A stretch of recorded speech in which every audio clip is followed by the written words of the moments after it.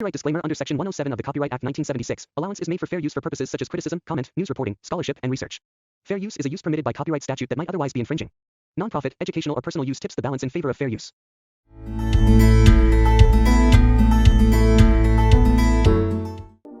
आज हम बात करने वाले हैं म्यूचुअल फंड्स की। आप सभी ने म्यूचुअल फंड्स की ये ऐड तो जरूर देखी होगी। कल के उजाले सजा जिंदगी के लिए SIP, An investor education initiative by HDFC Mutual Fund. Mutual fund निवेश बाजार के जोखिमों के अधीन है। योजना से जुड़े सभी दस्तावेजों को ध्यान से पढ़ें।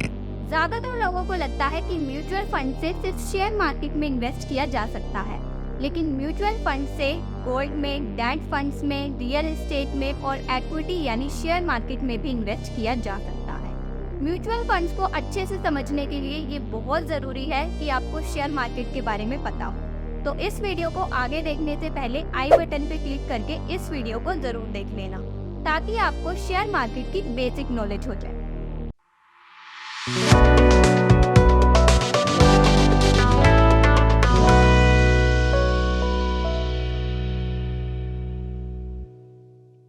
शेयर मार्केट में आप 3 तरीकों से इन्वेस्ट कर सकते हो। नंबर 1, आप खुद रिसर्च करके किसी कंपनी के शेयर्स पिक करो, खुद इन्वेस्ट करो।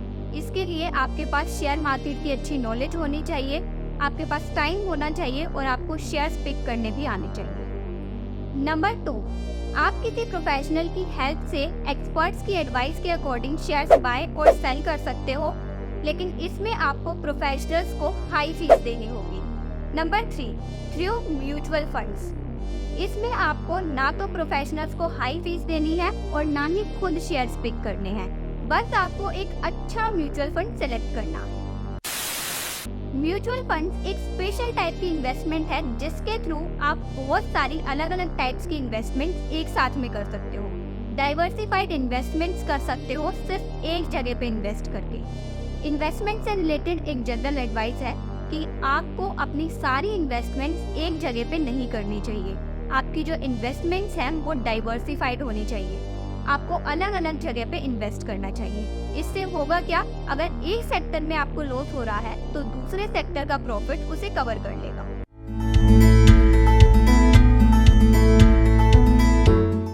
मान लो आपके पास 50,000 रुपए हैं और आप शेयर मार्केट में इन्वेस्ट करना चाहते हो और आप चाहते हो कि आप अलग अलग सेक्टर की कुछ अच्छी कंपनीज के शेयर खरीद लो, लेकिन इतनी कम कैपिटल से आप बहुत सारी कंपनीज के शेयर्स नहीं खरीद सकते। दूसरा, अगर आप खुद शेयर मार्केट में इन्वेस्ट कर रहे हो तो उसके लिए आपको शेयर मार्केट की अच्छी नॉलेज होनी चाहिए। या फिर अगर आपके पास शेयर मार्केट की नॉलेज नहीं है तो आप किसी एक्सपर्ट को हायर करोगे, जिसके लिए आपको हाई फीस देनी होगी। लेकिन म्यूचुअल फंड्स एक ऐसा तरीका है जिसमें आपको प्रोफेशनल्स को हाई फीस दिए बिना उनकी एक्सपर्टीज से भी और थोड़े अमाउंट से भी बहुत सारी कंपनीज में इन्वेस्ट कर सकते हो। म्यूचुअल फंड करता क्या है, वो आप जैसे और 100 लोगों से पैसे लेके उस क्यूमुलेटिव अमाउंट को शेयर मार्केट में, डेट फंड्स में अलग अलग जगह इन्वेस्ट करता है।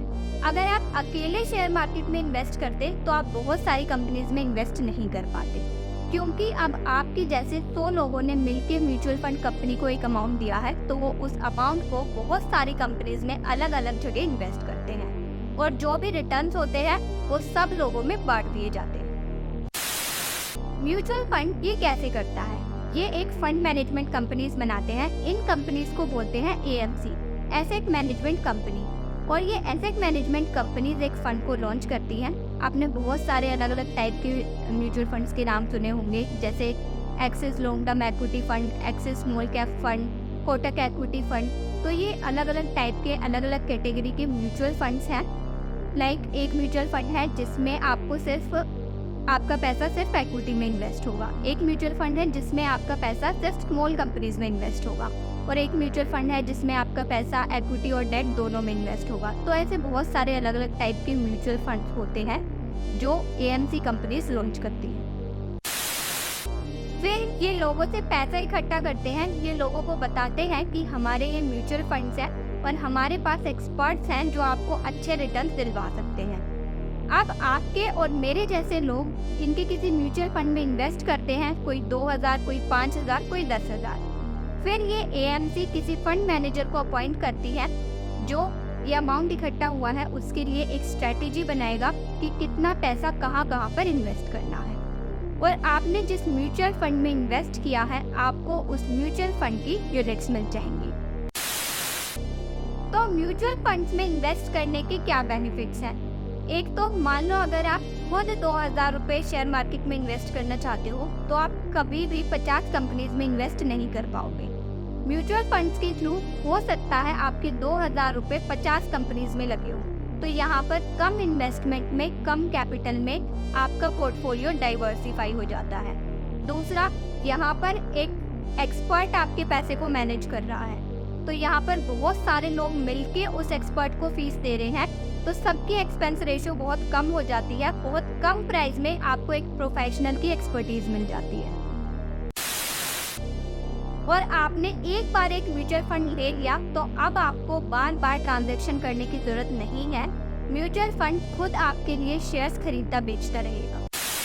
और अगर आप चाहो तो म्यूचुअल फंड में SIP भी करवा सकते हो। एक बार बैंक में मैंडेट सेट करवा दो कि हर महीने इस डेट को इतना अमाउंट अपने आप आपके बैंक अकाउंट से म्यूचुअल फंड में इन्वेस्ट होता रहे।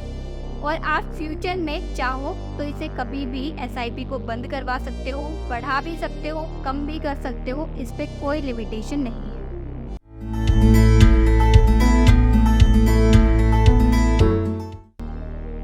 आपको म्यूचुअल फंड सेलेक्ट करना चाहिए अपने गोल के अकॉर्डिंग।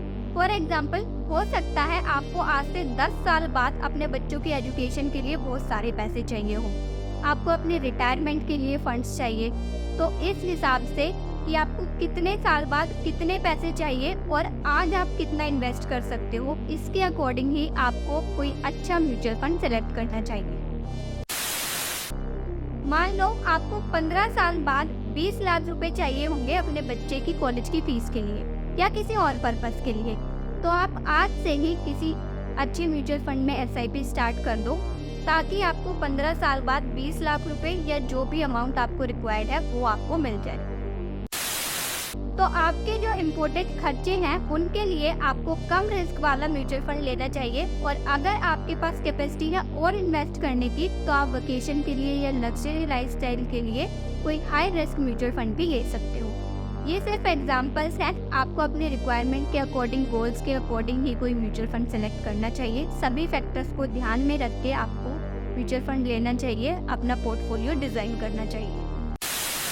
और अगर आप चाहते हो कि आप हमसे अपना पोर्टफोलियो डिज़ाइन करवाएं तो हमारी एक्सपर्ट्स की टीम आपकी नीड्स और रिस्क के अकॉर्डिंग ना सिर्फ म्यूचुअल फंड बल्कि इंश्योरेंस, रिटायरमेंट और टैक्स प्लानिंग भी आपको करके देगी।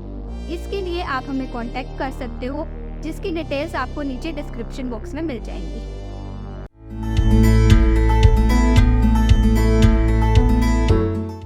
दो फंड्स जो मुझे बहुत ज़्यादा पसंद है,